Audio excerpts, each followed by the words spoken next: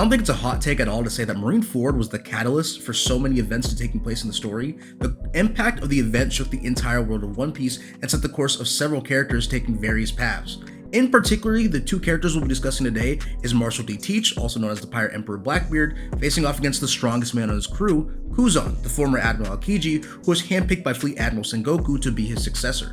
To be completely frank, I'm a huge fan of both of these characters, and I've seen plenty of takes discussing what would happen if these two truly came to blows, so I've decided to go ahead and throw my own opinion into the pile. A key reminder is that at the time of recording, the current chapter for One Piece is 1153, so we'll be using the current information we have available when discussing this match. Thank you for clicking on the video, and if you like the breakdown, I highly recommend you check out the other videos I have on the channel and subscribe for more in the future. Let's go ahead and jump into the discussion.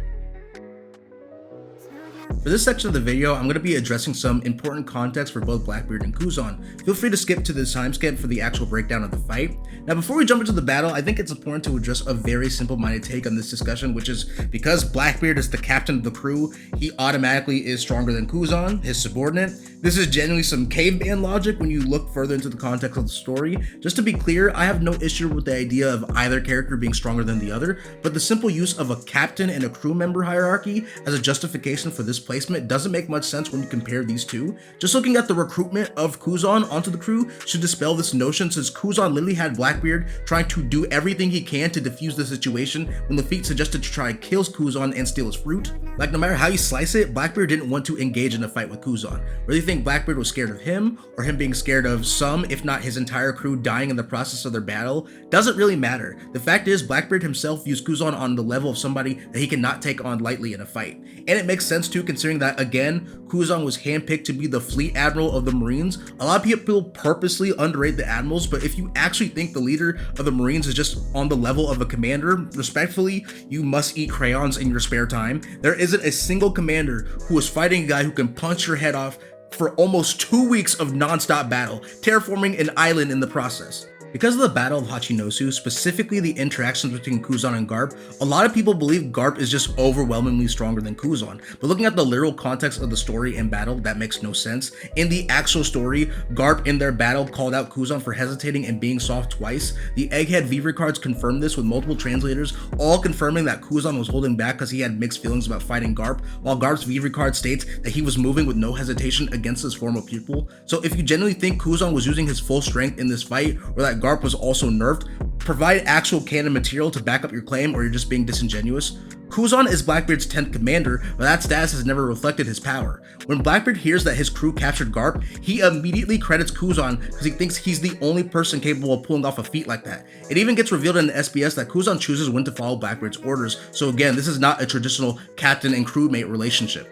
Moving on to Blackbeard though, I need to highlight the fact that this interaction between them took place a year ago. The reason why I think it's important is because Blackbeard is likely stronger currently than when he was at this particular moment. A lot can change with 1 year of growth. We clearly see him be able to take out two high-level opponents like Law and Boa. Law being someone that has been marked as a dangerous combatant from two other Yonko, and Boa being somebody who, via her powers, can effortlessly one-shot commanders and almost did so against Blackbeard himself.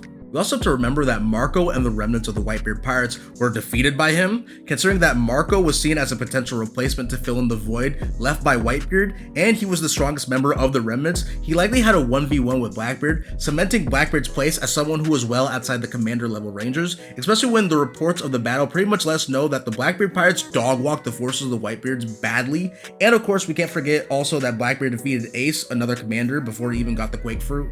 I've also talked about this in my Rayleigh vs Zoro video, which you should check out, but so many people think Rayleigh is stronger than Blackbeard because Blackbeard chose to not engage in a fight with Rayleigh, but this is attributed to Blackbeard being a cautious character who picks and chooses when to fight. This was highlighted even more when Rayleigh himself states it would have been impossible to win a battle against Blackbeard if they fought each other.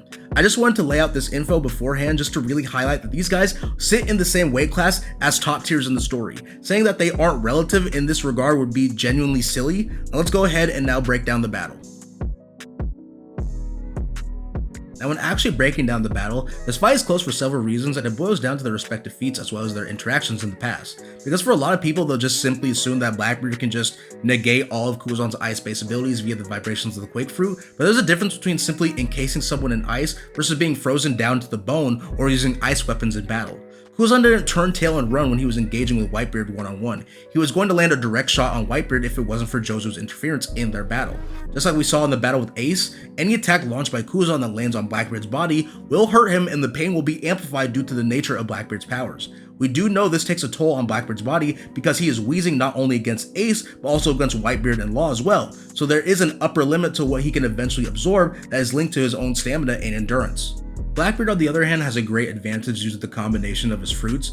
Being able to absorb his surroundings means he'll be able to absorb any ice Kuzan spreads on the ground, and Kuzan is left without the means of encasing Blackbeard in ice. Granted, in the early stages of the battle, I don't think Blackbeard is able to spread his darkness as fast as Kuzan can spread his ice, considering that it did take some time for Blackbeard to spread his darkness across an entire town and needed to charge and launch a massive wave of darkness to cover half an island. We see Blackbeard use Black Hole when he invades Amazon Lily. Nothing really has shown that it's changed in its overall function or speed. That isn't me saying Blackbeard hasn't gotten stronger with his darkness powers, but there's very little to suggest an overall change in Black Hole from this one panel. Meanwhile, Kuzan can freeze the ocean past the horizon and the giant tsunami Whitebeard launched at Marineford in an instant. Also, absorbing a bunch of ice, condensing it, and launching it back does absolutely nothing to Kuzan since he's a Logia. And also, it's just dumb to throw ice back at the literal Iceman. Another thing that's useless in this fight is Blackbeard launching vibrations and shockwaves at Kuzan. We've seen Whitebeard do the exact same thing and it didn't hurt Kuzan at all. So essentially, we have two high-tier fighters who each have methods in their arsenals that allows them to either completely ignore an aspect of their opponent's powers or have something that they can counter with. In my opinion, this battle will be a close range match where it's decided on who can endure the most attacks for an extended period of time. And since we're talking about short range, obviously that means Blackbeard is going to go for a clear combination of his fruit powers. On one hand, he'll use Black Vortex to nullify Kuzan's Devil Fruit powers and pull him in with his gravity to close the distance, and with the other hand, he'll strike with a quick infused punch. The two questions become this: what can Kuzan do while he's being pulled in by Blackbeard?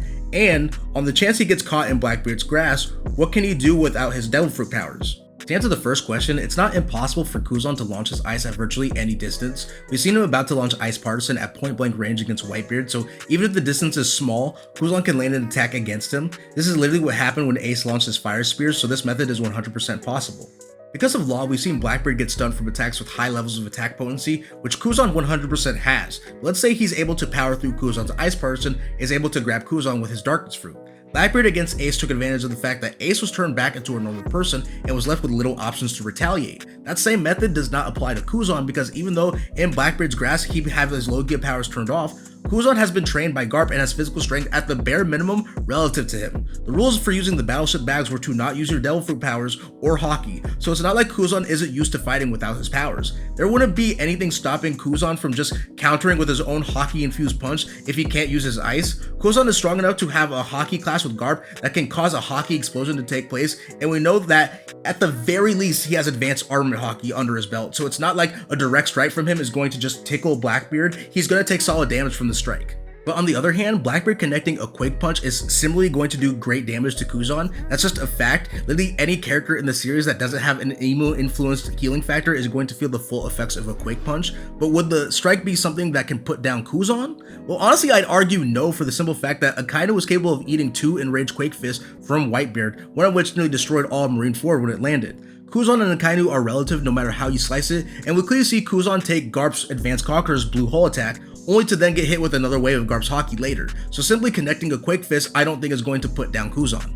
I think the nail in the coffin is the stamina issue. When Blackbeard gets hit with high level attacks, he is always huffing and wheezing. Even if he gets the upper hand, it's evident that accumulated and amplified pain does take a toll on him. I highly doubt Blackbeard will be able to keep this up for 24 hours, let alone more than a week, which Kuzan can canonically do against high level opponents. Not to mention, if they continue the cycle of pulling Kuzan in and connecting their attacks, in this sequence, Kuzan overall can land more strikes on Blackbeard via Ice Partisan while being pulled in by Blackbeard's gravity, and then his Hockey strikes when he gets grabbed. And it's literally canon that Blackbeard can get stunned or overwhelmed by high level opponents and their attacks. So it's not like Blackbeard is going to consistently shrug off being hit with that level of force over and over again while using Black Vortex.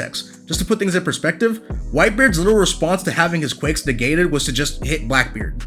In my opinion, currently in the story, I have Kuzan winning the match at the most extreme diff you can think of. It's not like Kuzan isn't going to feel the effects of a quick punch either, but if he can hit Blackbeard with enough force, whether it be his Ice Parson, his Hockey Strikes, or just being able to land his attacks faster, I don't think an all-out battle is going to end in Blackbeard's favor. And again, no matter how you slice it, Kuzan is relative to Akainu, and if he can keep fighting after taking 2 quick punches from a pissed off Whitebeard, I highly doubt Kuzan wouldn't be able to do so as well. If you disagree, that's fine, this is simply my opinion, and as I said earlier in the video, I have no problem with both characters being over each other. I just think with their current feats in the story, Kuzan has the slight edge. The battle could easily land in Blackbeard's favor as Oda unveils more of what he can do in the future. I appreciate everyone who has watched the video and highly encourage you to check out the other videos I have on the channel and subscribe for more content in the future. I hope you all have a great day and please stay safe.